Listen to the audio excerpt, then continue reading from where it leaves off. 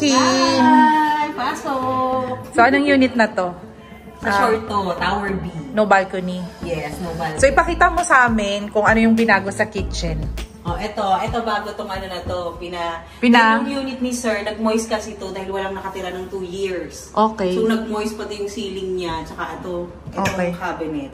And pinabago niya to, itong buong cabinet, pero lang ito, yung granite. Granite. And nagpalit siya ng cooktop. Ganyan na. Ano yan? Sa induction? Induction. So, hindi siya gagana kung walang kailangan may ilalagay ka? Okay. Ang tricolor yung kulay? Oo, tricolor yung mga Yan. Okay. Next. But ito, pinapalitan ni sir ng faucet. Pwede mong i-demo? Ito, yung ganyan. Yan. Alam mo, dahil hindi siya pwedeng ito doon sa short to. Bakit? Manipis. Parang gumagalaw-galaw to. Ay, gumagalaw-galaw din yan. Manipis na to. Manipis din yan? O yan na, unit owner, manipis to. Manipis talaga to kaya ginagalaw-galaw. Okay. So, hindi siya dahil dito? Hindi dahil dito. Ito talaga ang manipis, yung turnover nila. Okay. And then, yung sa microwave shelves? Ito, microwave shelves, yung lagi natin ginagawa. Naglagay ka ng 3 layer. 3 layers. And then, yung dati na tong niya? Dati na to, pati yung microwave niya. Okay. Yan. Tapos nagpalagay siya dito ng partition. Partition. Parang wood. Wood yan? PVC to. PVC. Okay.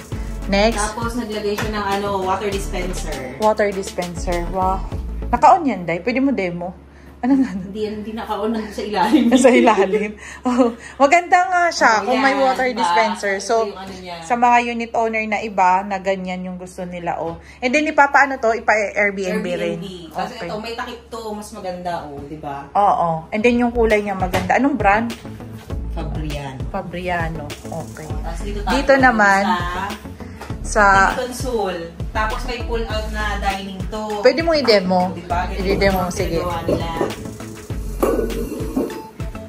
Medyo mabigat to kasi marble ang pinaano niya. Marble niyan. Ayan. Diba? May gulong. May gulong. Okay. Yan. Yan. Marble to kaya medyo mabigat hilahin. Hindi ko pala nalilinis.